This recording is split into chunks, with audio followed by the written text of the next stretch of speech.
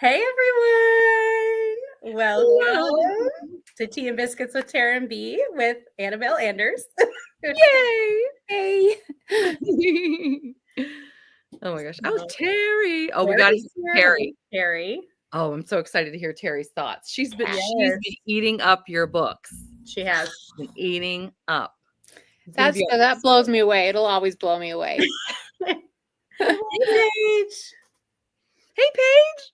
Paige, Yeah. hey. Hey everyone! Hey Megan! Hey, Megan. This is so exciting. It It's is. fun. We're all One of my favorite things ever to talk about book stuff. Oh my gosh. It's so fun. You know it. Yes, absolutely. Yeah, my family gets tired of it. They're like, Mom, please. We get it. We all get that. Yep. We're all there with you. Yep. Oh, thanks, Terry. Is it Aw. Terry or is it Terry? Terry. Terry, okay. Yes. Sweet. Yeah. Yeah. Yeah, she read all the books in the series that we're going to be talking about tonight. I know I shouldn't be bearing Wow. the lead or whatever. Talking Well, Anyway. that was the first book I ever wrote. And it was originally titled A Duke's Honor. And I wrote it actually after my wiener dog passed away. She got really sick. She was just passed away just out of nowhere. Her kidney stopped working. It was traumatic for my family. And I was like, okay, I am going to finish writing a book. I'm going to take this as a sign. And my wiener dog's name was Lily. And so she's the heroine. Yeah. And then I think there's Miss Fussy is in that book. Yeah. That's kind of actually my little tribute to Lily, who was actually the dog. So, but yeah, it was originally titled A Duke's Honor. So, Wow. But that's the very first book I wrote. So this is a close one to my heart. Oh, I didn't realize we picked her very first book ever. Me Isn't that neither. wild? Yeah, like I started it in August of 2014. And then I finished it like in November, and I tried to publish it traditionally. And I had an agent who was going to take it, but she was the agent I really wanted in Denver. And she was like, I see an end coming to historical romance, so I'm not going to be taking them on anymore. And then I was like, so it's frustrating. But that was what got me kicked off my whole career. So. Oh, wow. My gosh. I just love that. Thanks. Like up to then, I would just get ideas, like sitting in the bathtub. I don't know. The bathtub is a place for me to get ideas. And I was like, I want the heroine to rescue the hero. And so I had to come up with a way to start that in the beginning. So I love it. That's thanks. so awesome. Yeah. Terry says, go indie author, go. Yay. Oh man, I would have to get such a sweet deal offered to me to not do indie, because it's like it's owning your own business basically. And this really was frustrating because, like I said, I started that book in 2014. It got picked up by a publisher, and they did the editor lost it for over a year. And I kept reaching out to her, what's happening? And it didn't publish till I think May of 2018. So it took them 3.5 years after I signed a contract for them to actually publish it. Meanwhile, I kept writing. After I wrote that one, I wrote Hell Hath No Fury, Frustrated Woman. And that was my second book I wrote. So I kind of started 2 series going because I didn't know what to do with that first book, because it was with a publisher. And I was like, once I kind of got trapped with publishers, when I got out, I was like, oh, never again. It's really frustrating. So wow, this is fascinating. I feel like, you don't have to ask all this talk. No, I love it. So okay, so you're an indie author. How many books then did you get published with a publisher? I had 2 with Wild Rose Press, and that was Nobody's Lady and A Lady's Prerogative. And then, they also did publish Lady Saves the Duke, which is also one of my favorite books. And after that, I was like, oh my God, no more. So I had to leave them there for, I think it was 7 years before I could self-publish them. And that's the new covers that they have. So the original covers were different. And then I had the new covers made, kind of re-released it. And then the other 2 books that were first published with traditional publishers were through Blue Tulip. And I don't know if you ever heard of Kristen Van Dyken. she and her husband on that one. They were great to work with, but I think it was just more of a trial thing as a publishing company for them. And so they released rights to me really quickly when I asked for them back when they started, not doing it. So I did Hell Hath No Fury and Hell in a Handbasket through them. But everything else that I've done, aside from a book that I don't even other claim because I signed a horrible contract on it, that I never promote or anything because I have such resentment and I never get bitter about things at all. So those are the other only ones that I ever went through traditional publishers with. Interesting. Oh, I didn't mean to do that. No, that's okay. I saw the little thank you. Yeah. I like it. You can like me if you want. Megan says, Very wow, distracted. It's terrible. how interesting. And then Paige says it was so good and Miss Fussy was such a fun pup. Yes, I loved Miss Fussy. Aw, that was definitely Lily. That was my dog, Lily. Oh. So, but it was weird, starting that book. I had a hard time with when I first wrote that book. I started it in, oh no, I'm thinking of a different one. Never mind. But this one, it was hard because it did have to do the time jumps, the backflashes. Yeah. And I don't do many backflashes at all anymore because those are kind of tricky to write, and I don't necessarily always like to read them. But the setup of that book, I couldn't figure out any other way to do it. Yeah. So I want to say something about that too. yes, I think this is that I can remember. This is the only time I've seen flashbacks where you've got them from one main character's perspective, and then we get to do it again from a different main character's perspective. I found that really refreshing. I thought it was fascinating because here we get to see what happened, but we realize that it's her opinion, her point of view, and then we get to see it again from his. It's like, oh my gosh, now I'm seeing what was really going on, But I don't think because whenever you see dual timeline, right, you just get one shot. It's the same. But I thought that you did that very flawlessly. I really liked that. So anyway. Thank you. Because that was tricky. And I second guessed myself on that, but I thought you nailed it. Thank you. Oh, thanks. Sure. Oh man. What made me want to be an author? I wanted to write since I was like 10. I tried to run away when I was 15. And I wrote this whole story about it. It was like my first short story ever. And it's so pathetic when I look back on it. But my parents had bought me a word processor. It was like 1980. I mean, and so I would just write books. But what happened to me a lot was I went to college and you kind of get sidetracked. I went into political science, journalism, stuff like that. And then I got married, I had kids, and then after, I don't know if you've ever read my bio, but I've been through some ups and downs, and I hit a certain point where the reading was like my saving grace. And so while I was I tried to start books, and then I seriously would have computers crash on me, and then I'd lose the whole book, and I'd be like, shoot, and I'd throw it out. And but they were contemporaries. And then my mom had sent me a Mary Baylog book. And so I would bartend and waitress and at a hotel here. And I would be on my phone. If I wasn't reading, I was taking notes. And it was a little easier to write when I started while I was still bartending and waitressing, because it was my dream. And so I was always thinking about it, even when I was working my other job. But then when I'm not a good corporate girl. So when I could quit, it was just impossible to stay around any longer. I intentionally burned my bridges because I didn't want to have that option to go back. And, but then it became my job. And so it's a whole different ball of wax when writing is your job and you have to get up and do it every day. And I try to have sort of a routine going. But it's different because then when you're not working, do you want to be thinking about what is your work? And it's a little harder. I really wrote hard in 2020 and 2021, and I kind of burned myself out. And so I've been trying to do things to keep my creative juices really burnt, kind of brimming out. So that's what kind of things do you do to keep yourself from feeling burned out?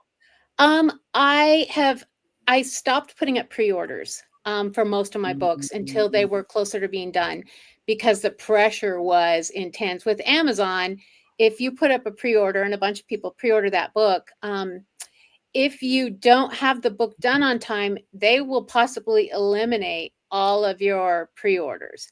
And then they might also say, we're going to take away your right to ever do pre-order. So it was very stressful. And I put up all the links for my Regency Cocky Gent series, and I was going good. Like, I did it based on my best case scenario. Oh no. Which is so, and then I was just like, we're at COVID and I'm here at home and I'm just like trying to write. And I was like, oh my God, this deadline. And like Cocky Marquess, I think I found a timeline issue like the night before I had to have it uploaded. And I was literally up all night and I was like, I can't keep doing this to myself. So I removed, if I do a pre-order now, I'm further along on the book, and I'm actually working on, like, I haven't really told anybody that online or anything, but I'm working on a rom-com, like women's fiction sort of book to kind of just, refresh the juices. I'm super excited about it though. So should be coming out this summer. But that's just a totally different thing, just to kind of find something else. And it really is different when I'm writing something current. I'm like, oh wow, they could text each other. I don't have to get the horses and have a missive sent across the country. Right? It doesn't have to be weeks. Yes, yeah, because it's like all those little details when you're writing. So yeah. Oh my gosh, that's so fun. Cocky Gents is so good. I loved writing that series. That series was fun to have an American character. I learned American history because I was not a history buff. I had like one good teacher in college that taught history, which is crazy. But like I was like, oh wow, I never knew this, because I had to research American history to get it in the right thing with the Regency, because I kind of had just picked up more Regency history, more English history. And so that was fun to write the first book of that with the American character. But it's funny, English wise, I had not been to England until I was there when I was 17. I went for 14 countries in 28 days. And my gosh, I was 17. My mom thought it was a school trip. Remember, I told you I tried to run away when I was 15. Well, when I was 15, I told my mom I was going on this trip to Europe, because I read all these Harlequin romances and so many were set all throughout the world. And of course, if I went on a trip, 17-year-old me was going to have some great romance, So I get on this trip and it's all these elderly people on this bus. And there were like 5 of us that were young. And I actually did have my first boyfriend. I met him. He was on a bus that was coming along sideways. He was from Texas, actually. But I was like, we drank so much. I mean, 17, I'm at the hotel. They're like, would you like something to drink? Like, this is in 1984. And I'm like, I'm not old enough to drink. And they're like, oh, you're fine. What do you want? And I thus began a month of, so I had the best time ever when but that was the only time I was ever in Europe. And I was only in England for like a day and a half for the coming in and going out. So I went to England last May with Nicole Locke and Deb Marlowe and Virginia Heath. Virginia Heath showed us around, and it was wonderful, dream come true. So we were there for 2.5 weeks, and that was great. So then with Bond Street Bachelor, which I wrote, I was like, oh, I have to put them in Cornwall, because we had spent a bunch of time in Cornwall. I was like, I got to take them down to those coasts that are so cool, where Poldark was and all that. Oh my gosh, I love Cornwall. Oh, I love it. I'd live there if I could, man. So cool. Yeah. So how long does it take me to write a book? Oh my gosh. Well, like I said, I was doing this faster when I started writing, when I was going in 2019, 2020, 2021. That was a lot of that quick release mentality for a lot of authors. That's the way you get known, as you put books out. So I was able to write books in about 8 or 9 weeks. And I can't do that anymore. It's taking me it took me about 4 months to write my last release, which was Regent Street Rogue, which was the final book in the last series I did. And that is longer. It ended up longer. Part of my thing was just to lean into it and to just let the characters guide what was going to happen. So it took me quite a bit longer, but I was really happy with that book. I felt like I gave it all of me. Whereas when I was doing the quick release, although my creative mind seemed to be more natural before I hit my burnout, now just kind of trying to lean into the characters and just not feel rushed, because it's so hard when you feel rushed to finish a book. So I know my ADHD can't. some people seem to be like motivated by the deadline from what I've gathered. Like it fuels them.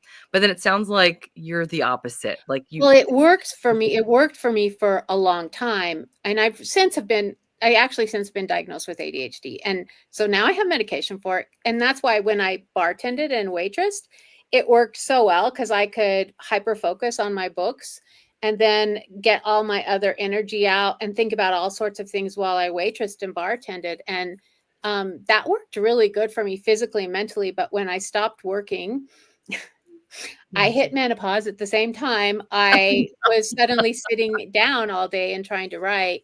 And I took the test, and my doctor's like, "Oh yeah, this is ADHD, and I think we'll check your hormones too." So, I mean, I kind of went through a couple of rough years there, just getting figured out. Because so then with that, the challenge of just writing and being able to think straight, and I was like, if I could just own my own bar and waitress and bartend and just work when I want to and not have to follow other people's schedules, I would love to still bartend. I loved bartending. So that is so neat. Do you ever include any of that? Like, I guess it would be kind of hard to include it in a historical. Well, it's so funny because I did write one book. I had done some little, I met a lady here in Grand Junction, and she wrote cowboy romances when I was first switching over to indie. And she's like, "I'm going to tell you how to release a book." She's amazing.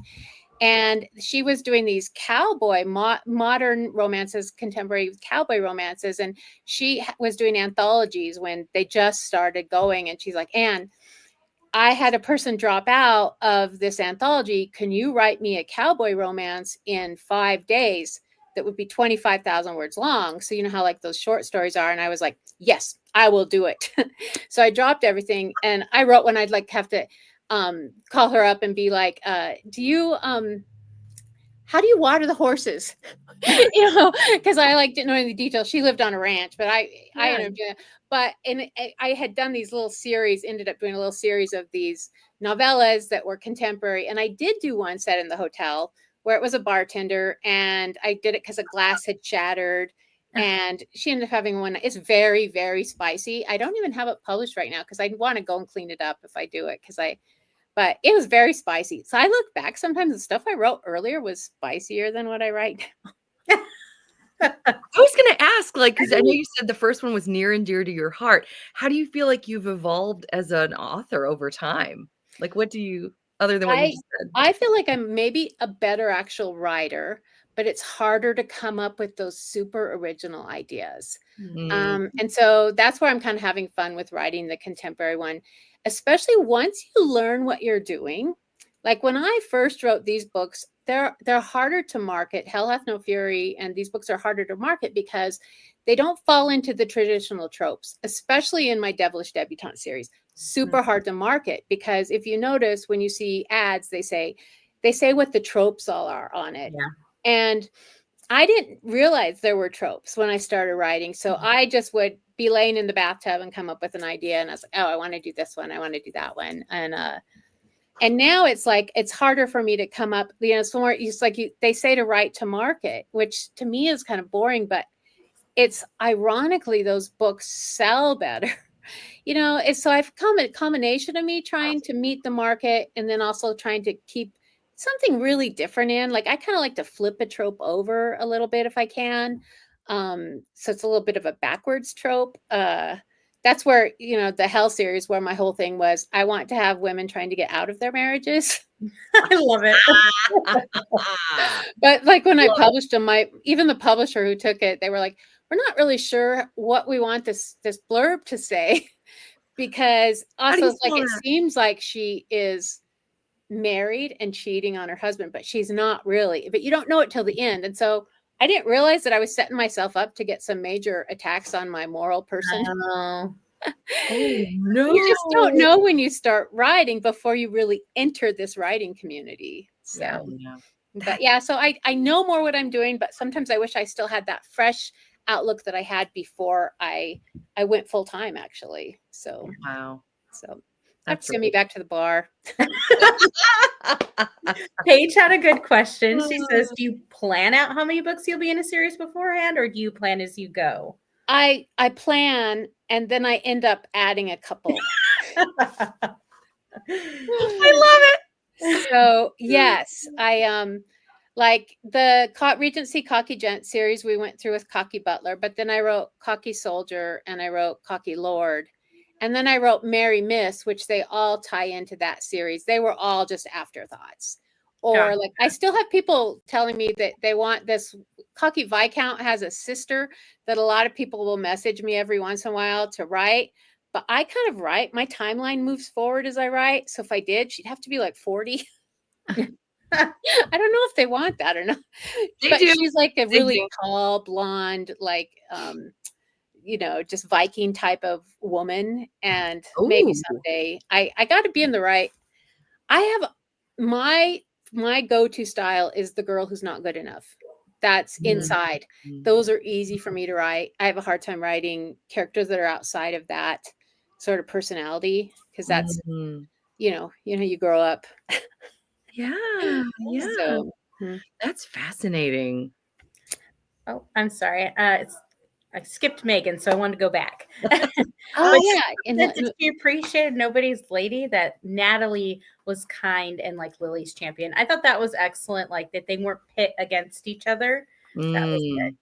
I kind of like that too. And it's so easy to fall into the black and white, good guy, bad guy scenario.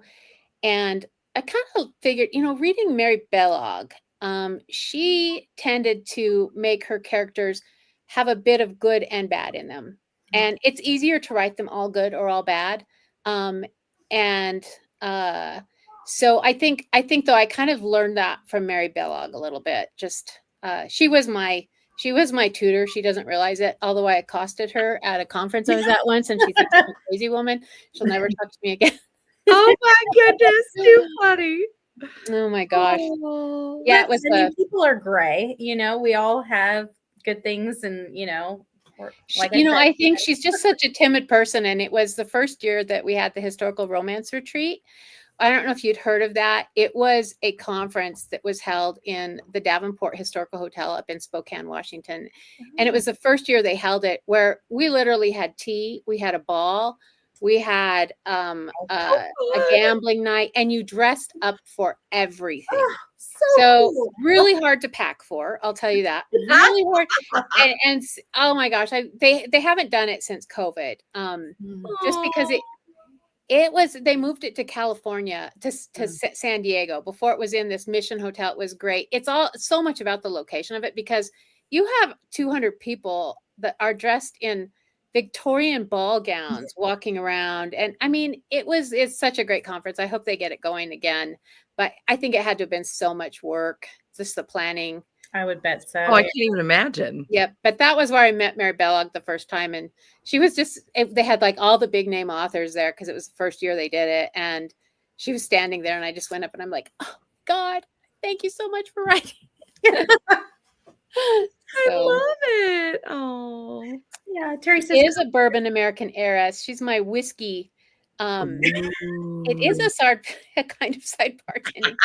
That's absolutely true. And I don't drink whiskey, so I only got whiskey from the bartending. But and I've learned too, whiskey is one of those things I had to be careful. Amazon wouldn't let me put the word whiskey in a lot of my, like ads or anything like that. So even though she was the Whiskey King's heiress, I was like, these things that you don't know, so you just include them. But like I'd make an ad with him holding a glass of whiskey without an E for Irish, with an E for American. Oh, because I had to spell it differently throughout there because American whiskey would have been with the E. When she's over in England, any whiskey she had from Ireland would have been without the E. The little things. But sometimes you get caught on those things. So But yeah, I'm not a whiskey drinker. I can't drink whiskey. No. What more?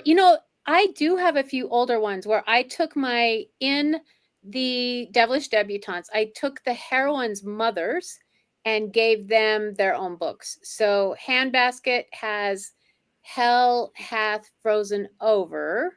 That's a Christmas one with the mother. That's a great title. And it's the father. It's a father and a mother from books 1 and 2. Aww. And then I had Hell of a Lady, which is the mother of number 4. And and then Hell's Wedding Bells is actually just a side character from Hell's Bell, which Hell's Bell was my Rita nomination book, which made me feel like I could actually write maybe. It was the last year they had the Romance Writers of America really big. So that was super exciting though. That is, I love the names of all these in the series. Yes, it's so hilarious. fun. Oh, that was so fun. I had a reader named Hell of a Lady. She named that one because I was running out of names. This one I didn't plan out at all. When I started writing this one, I didn't plan it out at all. So it kind of was tentatively going to be four books. So for the 4 main characters, and then it just kind of kept going. So, but wow. I do like the older characters. I do like having the older characters. Oh, and then here's my latest one. These covers make me smile so much. I know. This was my cover artist who stopped making covers after Bond Street Bachelor. So my husband ended up making Regent Street Rogue. Because of the AI cover, she got very frustrated, and she said she put so much time into these, and the money that she really needed to charge for the amount of time she put into them, she just couldn't do when she saw AI coming. And it's really sad to me that she stopped making them, because I kind of felt like I discovered her. And then I shared her that she was making them a lot, and I thought she was doing well, but it was just so hard because she really put her heart and soul into these covers. And I told her, I was like, I want the legs to be showing of the girls in these. And I actually switched out Piccadilly Player. That cover did not sell well. So it actually has a different one. If you go into Amazon, it has a different cover. Okay. Interesting. I love Bond Street Bachelor. Oh, that one was fun. Yeah. It was actually, she made that from a woman who was just in a pair of underwear, a contemporary photo, and she painted the dress completely on her. And then she painted a suit on the guy, because it's really hard to find historical images in historical clothing. And that's where, if you do see other, AI or a lot of painted looking covers for historicals, because it's really hard. You'll see there's one photographer who provides us with pictures that we can buy, and they're dressed in Regency or historical stuff. You will see those people in cover after cover after cover. And it's so hard. Yeah. So I was like, I really loved working with this lady, Barb. And she even started taking some of her own pictures, which she took this picture for Regent Street Rogue, but then, it's just like, so yeah. So I have replaced her since with my husband. I pay him differently. I love it so much. And your husband is an artist. He is an artist, yeah. But is that his? Forgive me if I'm already starting to ask. So I'm just going to continue, but hopefully this isn't a disrespectful question. Is that his day job as an artist, or is that something he does on the side? Or I'm just so curious to see what your pairing is like. You've got an author and an artist. I'm just intrigued. We started out. My parents had a photography studio, and shortly after we got married, my parents talked him into making backgrounds for photographers, and so that was the first business we started. And we were if you ever see like the cloth backdrop or the painted backdrop in studio photography, that's what it was. Of course, at that time, things were going through a lot of changes digitally. And so we were the first background company to be on the interweb. And but we thought business would keep going like this every year, and it didn't. What happened was they started importing them in, like on eBay. What we were making, what was selling for $200 each, people could suddenly buy for $35. And we ended up losing. That's why we lost our business. We lost our house, and kind of went through. We went through a lot. I'm really good at failing at things. I always get. That's It's important. like I don't give up. That's my thing. I'm like, okay, all right, that didn't work. It's like you have to be able to pivot, but which I feel like in these times has helped me because things change really, really quickly right now. Like when I started that business, I had seen my parents' business that went through little changes over 35, 40 years. And then our business went through a lot of change over about 10 years. And then we had to give it up. We couldn't make a living with it anymore. But so now I realize now in writing, things are changing like weekly almost. It is Wow. like with advertising, with the way Amazon sales, with certain rules, with KU, with so many things that are going on. And even now a lot of people are saying, oh, is historical romance dead? And I'm like, no, it's not dead.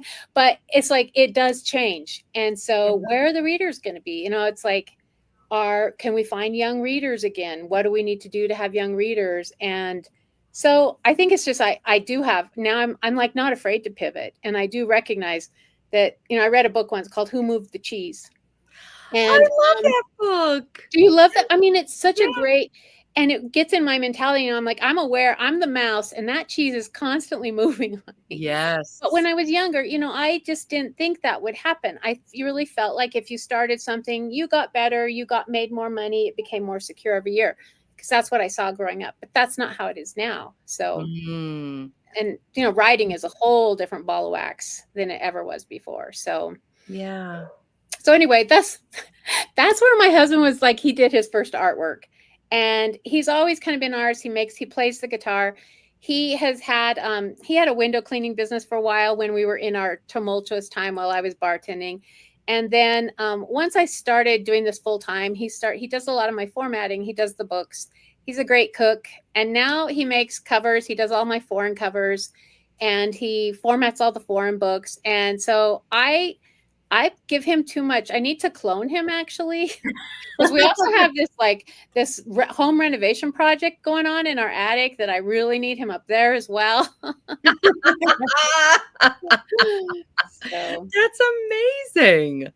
Thanks. Well, what is my writing process like? Yes. I have to write first thing in the morning. If I was talking to Tara and I can't remember your name. Oh, who, me? Bea. Yes. I'm Bea. Bea. Okay, I'm so sorry. Tara and Bea. Oh, please. Okay. No, I was like, what? I was talking to them earlier that I have to sometimes I can write in one place. Like I had a desk in a different room, and I just got to the point where I couldn't write there. I've with the ADHD, it does help me to change my setting a lot. I wrote like Make Believe with the Marquess totally on my back patio one summer. And so I just kind of moved around. I did a lot in the library before. Then they started kicking you out of rooms. I get like, I was like they would come and they're like, you can only be in here for 2 hours, but my sister would write too. So I'd have her sign up for 2 hours, and then I'd sign up for 2 hours. So we'd get 4 hours. And then they came in, they're like, you can only be in here 2 hours. So I was like, okay, nothing, I can't write in the library now, apparently.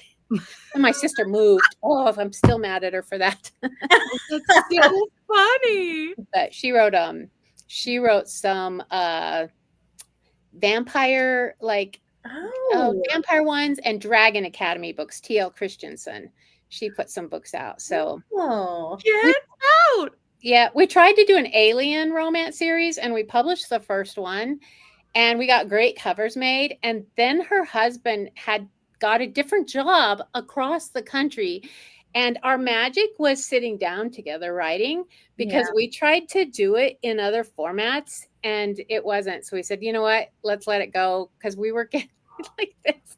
No, I want this. She's more scientific minded, and she's 10 years younger than me.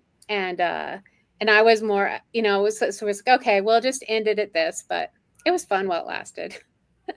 This is maybe one day you'll be back in the same state and we'll get some aliens. I know. She's in West Virginia now. I'm like, Terry, dang it. Now I remember your you mentioned, I want to say in the dedication of this book, the one that we've been talking about, that your daughter edits your books. But she Yes. doesn't prefer romance. Is that right? No, she is totally a fantasy book person, and she does not like romance. But she's that so is- good. So she was been on fan fiction, which boggles my mind that people will write things and put them up that they can never publish. It is a younger generation thing, I think, where they'll write into a shared world. She's been editing people's books on there for years, since she was like in high school. And I was like, oh, come on. She's so good at character, tracking character motivations and stuff like that. And I said, she has seizures and stuff. So she actually has a little apartment at our property. So she's around here a lot. And so I'm like, if you could just do this, but she skips the sex scenes. So I have to be really careful with my sex scenes. And I always tell my proofer, who I send out to a different lady, I said, be really careful when you read through the sex scenes, because she will not edit my sex scenes. She's like 30 and she will not edit my sex scenes. She's like, I just can't do it. Like, I just don't want to hear it, Mom. I don't want to even hear about it. And it's funny because I wonder if that affects my writing sometimes too, because I know that. But what we get from her, she adds great little stuff. That's good. Oh my heavens. That's That awesome. is neat. It's like a family affair. That's awesome. We are a family affair. Yeah, we are we're a close-knit little family. So my son lives in a little section off our house. Like he and I was like, if you want to move out, that's fine, but I don't expect him to go out and pay like $1,600-$1,700 a month. Like if he's working and saving here, I'm like, you're welcome, as long as you're participating and productive. Yeah. I just can't see expecting him to pay that much month when he lives on his own. So yeah. Now, is he a creative minded person as well? He did some of my little coaster designs, which I wish I had some in here, but they're like, I have some little coasters. Like he's done some marketing drawings for me of like cartoon designs. And he's a guitar player. Yeah, we're kind of a little creative family in a way. I just love it. Thanks. That's so fun. Yeah. How do I decide what language? I looked at what was selling, and I found a good German translator. And so German was the first market we dove into. And these books from this series that you guys just read did so well in Germany last year. That's been my better one. French and then Italian, they're kind of iffy. The German ones have done the best. So it's tricky because I actually found translators, and we pay them to straight up translate, human beings to translate the books. And the thing that I realize is, once I find a good translator and she, like Karina, who translates my books into German, she says, I understand your voice now. So it's so much easier. Like at first, she says it takes a while because you can't just translate word for word. There aren't always the exact words to mean what you have. And so it really does help to find what translator you find. I know I've seen authors who are using AI for translations and stuff. And I'm just like, oh gosh, it's hard because we're a business and we do investments. And so I pay $4,000 for a translation. And people will pay $700 to have an AI book proofed. But the quality ultimately, I think, is what you have to really watch. There's so many little landmines with that stuff out there. And so I don't know, like I was telling you, it's moving so fast. Things are changing so quickly. And I'm just trying to stay relevant. My first language is French, and you saw some horrors in translations. Yeah. Oh. Pet. Yeah. Je vous aime, je vous adore, que voulez-vous encore? Ooh. That's from 9th grade. And you remembered. That's awesome. We had a teacher who had us memorize a play, and she had us memorize little sayings. And I have had like 3 years of Spanish, but I remember more of these little French things than I do of any other language. Wow. But it's so hard to learn a second language. Man, anyone who knows more than one language, I salute them, because that is rough. Yeah. Yeah. Wow, that is so interesting. Yeah. What makes a great story? You know what I think is there's a great scene in my favorite books that I will read over and over again. And I don't necessarily love the entire story, but I love certain great scenes, like in Lisa Kleypas's the Autumn book of the Wallflowers, where she goes into the library and she gets drunk and she gets her finger stuck in the bottle of that bourbon, which they have cut out, I think, of the newer versions of it because she's drunk and it's a consent issue. But anyway, I remember that scene. And it's the same with one of Mary Balog's book at the end of Dangerous. What is it? I can't. Simply Slightly dangerous. Slightly Dangerous. Yes, where I mean, it's the end of the whole series, and it just shows this humanness to the main character. Like he jumps out of this tree, he dives into this lake, and that scene. Just like I will remember that scene over. So that's what I think. Like even if a whole book isn't great, sometimes I think it's got scenes that those are the ones that make me love a great story. So. Well, this makes me wonder then too. I spoke with another author recently, contemporary, and she said that she jumps off, like her jumping off point for a book is not the first scene, but rather it's like the big scene in her mind, or like the climax. Is that how you tend to envision a book as well, or how do you tend to? I like to think of a great meet cute. That's and that's driven me a lot, which made it so hard with the last series I did because it was so interwoven. It was a mystery. The Rakes of Rotten Row, it has an overarching mystery.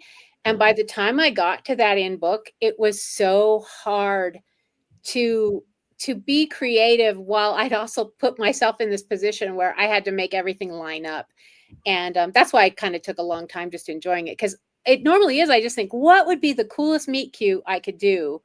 What would be a great meet cute, So, because when I was writing Lady's Prerogative, my sister Terry, when I wrote the first scene where Lady Natalie was like banished to the country, and I sent it to my sister to read, and she said, "Anne, snore, and I was like, "Snore." She's like, I mean, she said it's so boring, and I was like, okay. So I sent it to my mom to read, who reads historical, and she said, "Well, honey, maybe you have a little too much detail in that first scene." A little too much background story. And I was like, so snore, that was serious. She was right. So ever since that, I've really tried to come up with a real scene that really is unique. It's kind of, I don't know if you've read Hell in a Handbasket. I have the scene where this a traveling zoo sort of thing going through London, one of the carts tips over and traps the heroine and her wiener dog between these two buildings, and she's facing a lion, and he saves her from that. And that story is from a real life thing. I do pull real life things in. It happened to me when I was like 6 at a circus, where I got trapped by the lion, and I was like, I want to include this somehow in the story. So I try to come up with just really unique things that kind of can go in a story. Well, I feel like that's what you remember, those scenes that like grab your attention too. Like, because I read a lot of books. Yes. He reads a lot of books. We're very avid readers. So like that scene that sticks in the reader's mind. Right. Exactly. Because I figure I cannot write. Every word I write is going to be something that people are going to remember, especially when people are reading 4 or 5 historical romances a week, So I was thinking, but I want them to remember a scene, at least one of these scenes, the most, what's my scene that I just want to, it's like, that's kind of what I did with Regent Street Rogue. I had a very specific scene in there I wanted to have, and I got it at the end. And I was like, by the time I was done with it, I was like, oh yes. but that was fun. If you've read Lady Saves the Duke, in that scene, there's a scene in there where the bride gets left behind by everybody goes to her wedding and they forgot her at the house. Happened to my aunt. And so that's how I put it in. She happened to live across the street from us when we were growing up. And we had 5 girls in my family, and we had this big old van, and my dad's like, oh, come on, just get in. Because my grandpa lived across the street. And so she got in her wedding dress, and we drove her to the wedding because everybody else forgot her. They were all doing all the wedding stuff. And so that's what I put that in that book. And it's kind of fun to get little real things in there. So, What about you leaving and traveling Europe at 17? I mean, you've got to write that down. You've got to get that in a book somehow. I'm so drunk the whole time. I can't. Like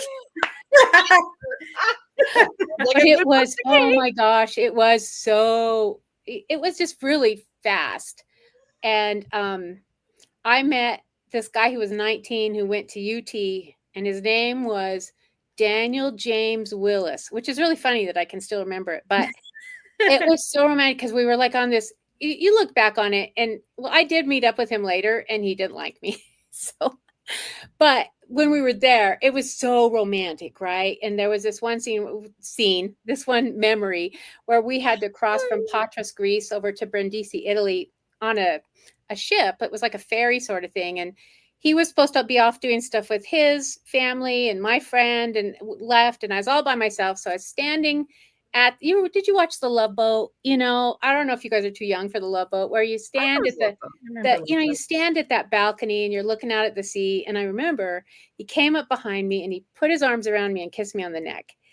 And then he like dropped his coat around me. And it was just like, all the romance books that I read, it fulfilled. Oh, it was great. Barely kept my virginity on that trip, but I did keep it. I'm sorry, I have no filter. I'm sorry. Well, I mean, after that.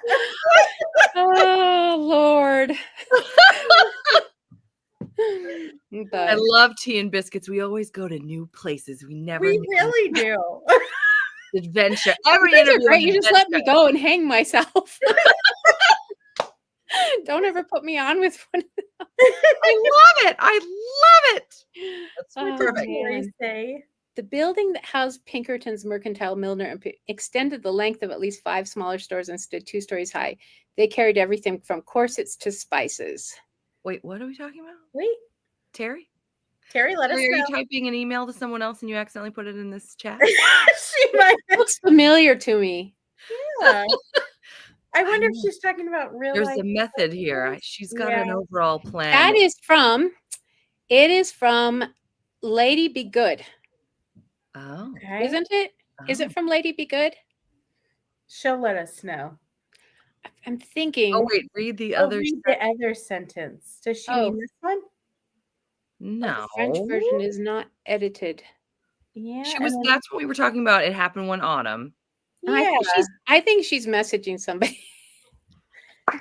Terry, you we're messaging confused. somebody, Help Terry? us. Please buy milk and eggs. This is my grocery list. Oh man. She's usually a couple steps ahead of us. So Okay. So you guys do these, and so they often. Oh wow. I think we The were milliner? Are you this talking about the private milliner? Did they offer funeral services? I think they might have. Wait, what is this? This is in her book. Yes, I remember this. Where did you take that from? A research. Okay. I think it was just research. Yes. Yeah. I mean, just because I would look up like what kind of shops would they have if I wanted to do a scene in a shop. And so sometimes it's fun because sometimes you start researching and it will change the whole direction of your story because you'll learn something that you didn't know. And then it's like, oh, and I think some of that happened with Cocky Earl with the American Whiskey Queen, about just kind of her was it like a 19th century news? Yeah, sorry. I've done some newspaper ones too, where newspaper's tricky too, because there were a lot of technological changes. So I have so much with that quote. I don't know. That was a good one. I do remember that now. Because it's like, it's fun though, because you kind of do find this stuff and it kind of steers you. It steers in certain directions. But I'm always really careful. There was a post in Facebook about 5 years ago where somebody said that did they have doorknobs in the Regency? And it became so contentious. People got so mad over it. And it's so funny. So sometimes, like, if I can't find the exact historical accuracy thing on it, I just kind of jump over it. Because it's so funny. There are things you don't want to pull people out. And I figure as long as my key thing is keeping story to staying in the story. Like, story's king to me over historical accuracy. I try to stay accurate, but I really want the story to be good. But I think ultimately it's about the story. So, I mean, I don't want to pull people out, but I definitely am not one of the people who is going to give you the perfectly historical. Don't look up history in my books. I try to find them as good, as well as I can, but yeah. So, Yeah. what are the pros and cons to being an author? Well, the pros are that I truly am doing something that I want to do. The cons are that I'm doing something that I have to do now. Oh no. So once something, that was my whole thing why I wanted to try and stay working at the bar as long as I could. If my manager hadn't been such a dipwad, I could have. I walked out on him anyway. But because it was my second thing, it was my release before I went full time as an author. But once you take it on and you are doing you're doing it for a living, and my husband works for the business too, and my daughter, we're all dependent on books. So, yeah, I have to write the book. I can't just check out mentally and be like, nah, no books this year. Yeah, right, So, right. but I'm so lucky to be doing this.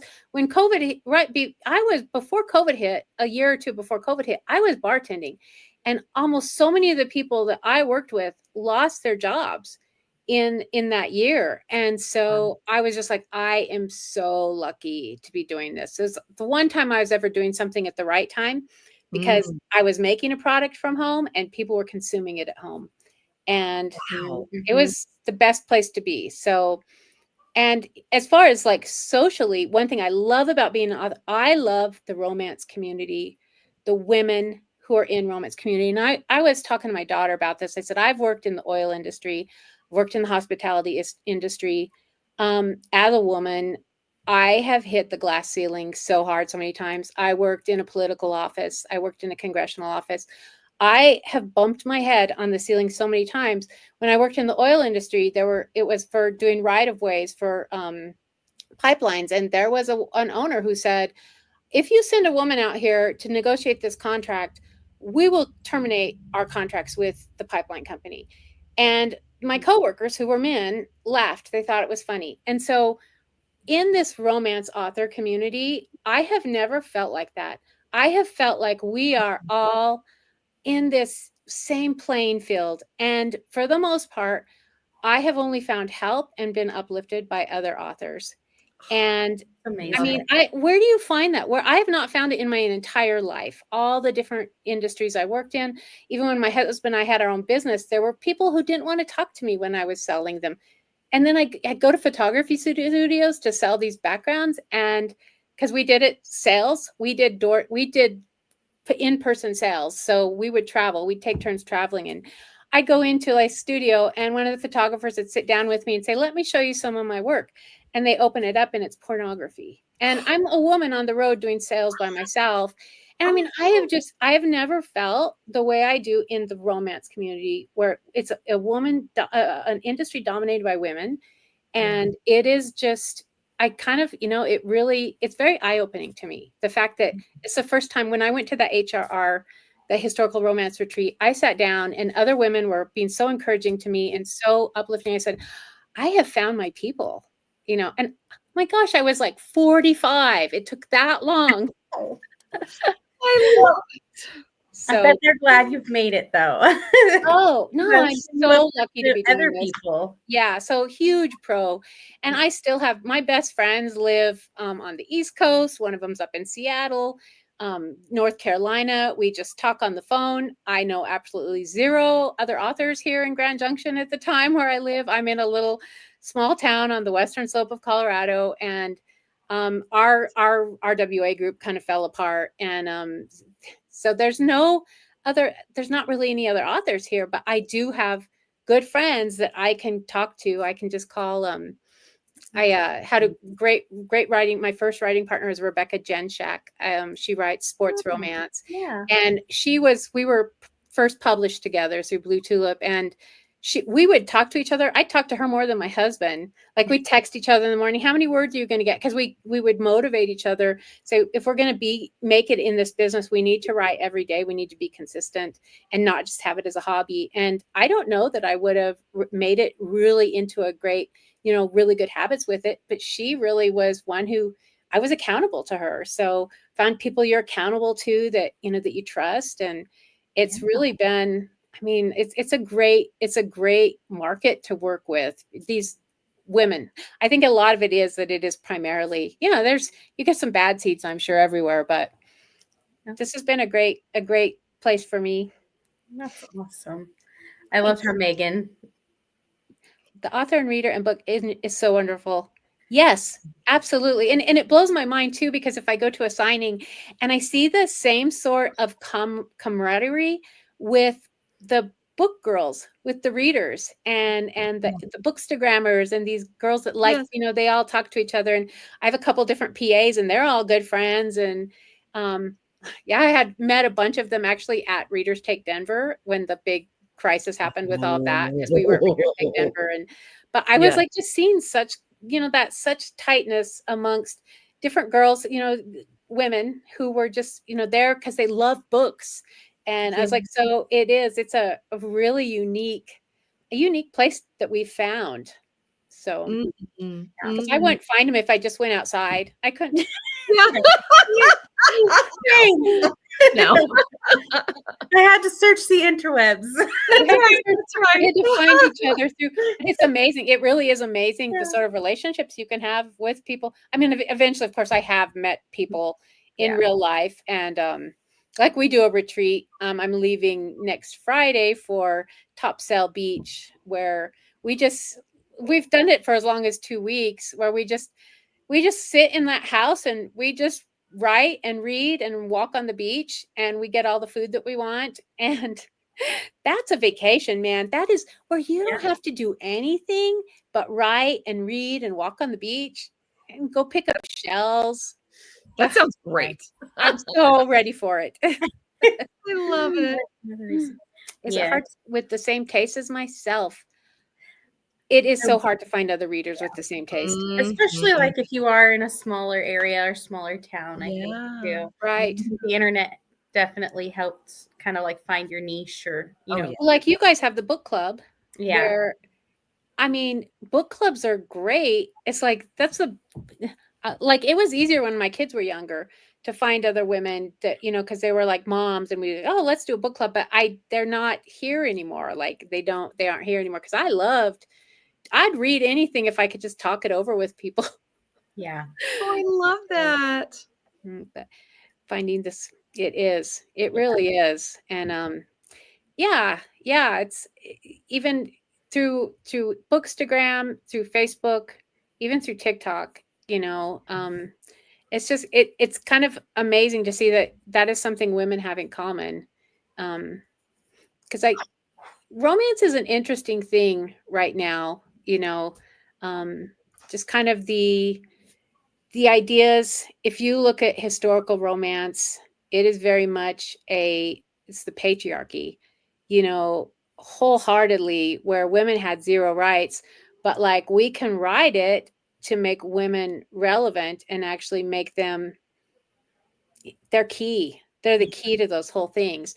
And that's where it's kind of tricky sometimes, because I know women would have their place, but you notice some of my characters do things that really they probably could not have gotten away with. But I just feel like I don't want to glorify. I can't. I need to come up. I need to feel, almost giving women stories that maybe weren't like acceptable or okay, or they were able to get away with back then, but you're giving new life to them. You know what I mean? Exactly. If they did it, they had to kind of maybe hide it a little more. Yeah. Which in Cocky Butler, there is a lesbian character in it. And I just had them as two spinsters that were going to end up living together. Because I'm like, wouldn't that would be so typical, right? Yeah, definitely. So, but I haven't written that one yet. The Duke of Ice, when he de-iced. The Duke of Ice is a book that I bawled when I wrote the ending of that one. And my writing partner told me, she said, because she had little kids at the time, I kill off 4 children in that story. Oh no. So she said, Anne, I would not have finished reading that book had I not, because she had 4 kids and it was hard for her. Like, it's not in the present. It's kind of like a flashback sort of thing. But I didn't even realize when I wrote it. She's like, Anne, do you realize you killed 4 children in that book?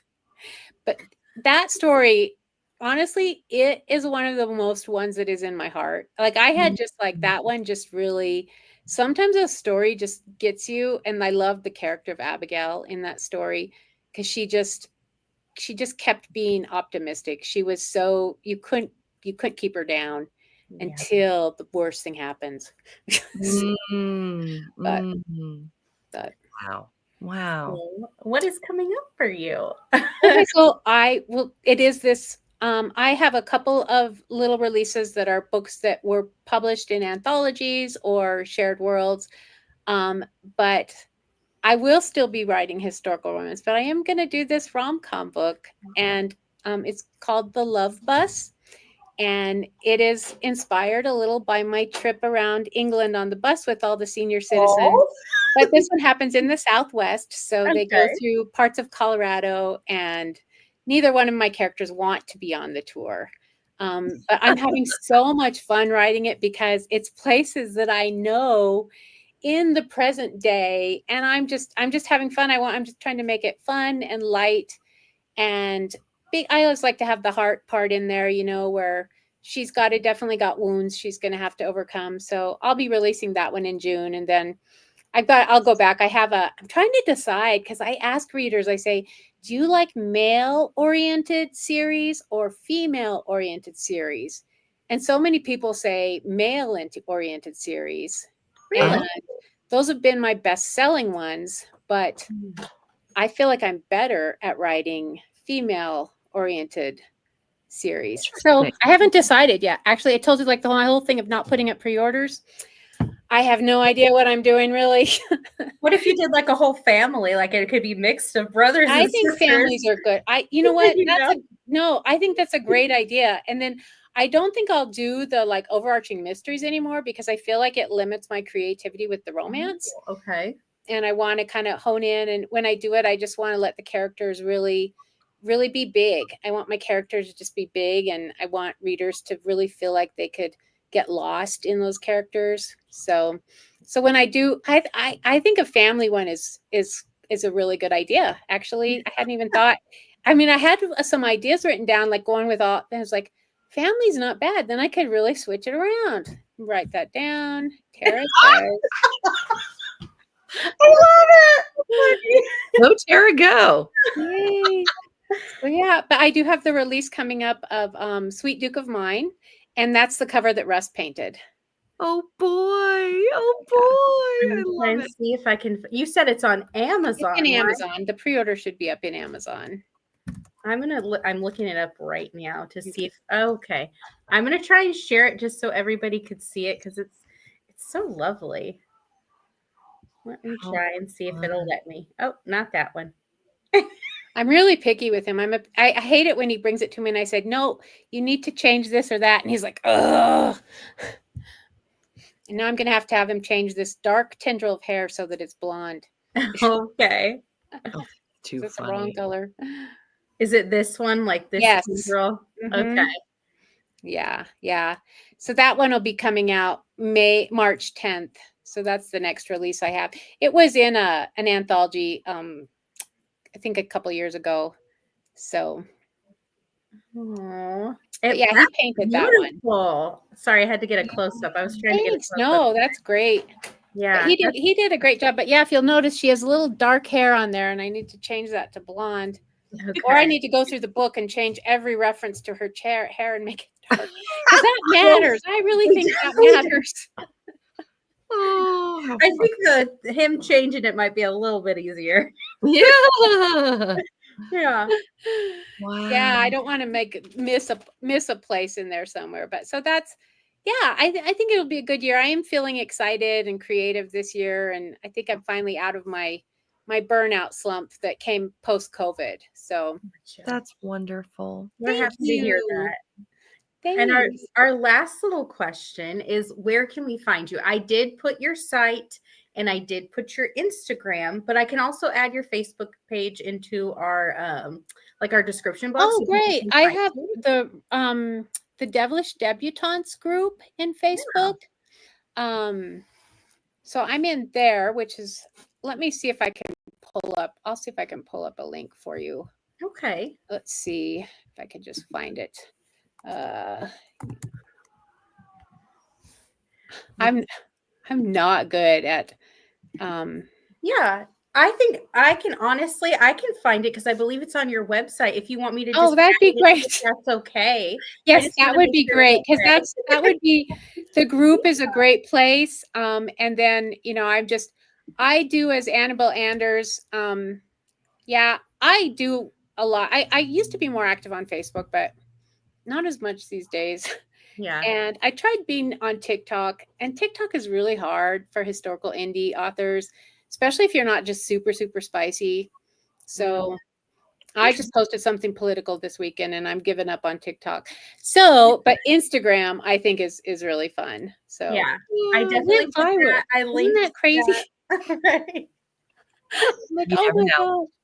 So anyway. Well, Paige mentioned she can't wait for your rom-com when it's released. Oh yay! I will reach out to you, Paige, because I really don't have the connections as a writer with a lot of rom-com readers, and I don't know how many people of my historical readers will want to read a rom-com. Hmm. It will definitely be still my style, I think, you know, but it's all in the female POV, which is such a challenge. Man, that's a challenge, but that's been a fun thing to do. But yeah, because I want to release it, and it's like when you switch genres a little bit, it's like starting all over again. I bet. That's so Yeah. fascinating. I So love it. Nellie's yeah, I'm stories. glad you like. Oh, Natalie, she was a great. She was like a confident character. So I had to break from my not good enough girl. Like House Oh. Belle is Emily Goodnight is my girl who's truly the Anne. That's the Anne character. That's really from myself. But yeah, Natalie, she's a more confident character. Yay! I'm glad Yes. you like that one. Yeah, I noticed that.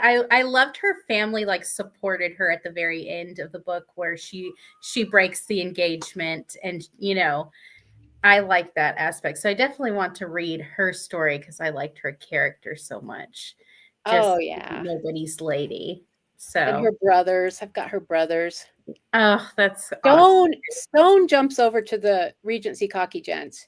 Stone, what is their last name is Spencer? Stone Spencer is the hero in Cocky Mister. Okay, And so Peter Spencer is Cocky Oh. Brother. and I feel like on your site, oh my goodness, there's like a little bonus. Oh yeah, it's in bonus material. Yeah, It should let be me in see bonus if I material. can share that because I think that was really neat that you included it, and it kind of shows just like where everybody connects or if they connect. It's so And funny because he we was a do like that. musician. We do. Yes. Yes, we love a good diagram. Yes. Oh man, that was a lot of work. I can't even imagine. I need to update it actually because look, see, I have my old covers on there, and I have Diana Jones. She's Cocky Marquette. Oh no, I think I got her. No, did I write that one yet? Oh yeah. Wait. Oh gosh, I don't even. I think I'm missing. Oh, huh? Oh yeah, she's down. I see where she got Diana Jones. I was like, well, how did she end up? Yeah, it's hard to write those so you can read them. But Yeah, so that's I liked that. That's thanks, you guys. little. Probably like this woman goes on and on. No, we They love enjoy it. having you. She's like a map, a shared universe. Yes, They love it. Yes. we love all of It's so fun to like drop other characters into these other books. So I have a brother at the end of Regent Street Rogue, at the end of my Rakes of Rotten Row.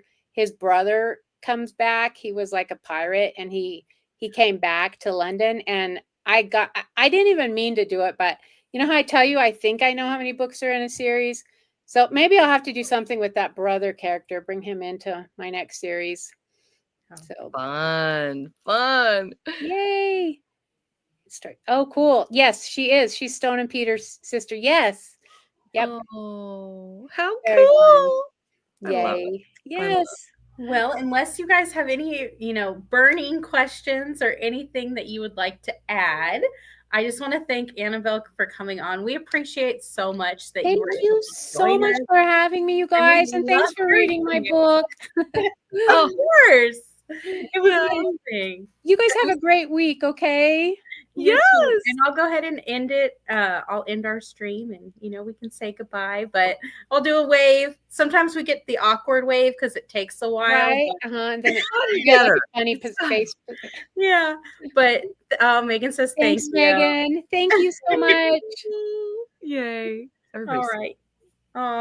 Paige Nice. says thank you as well. Sorry, I don't want to miss anybody. Thank you, Paige, for coming tonight. Yes. Thank you, everybody, for coming. And And we'll see you next time.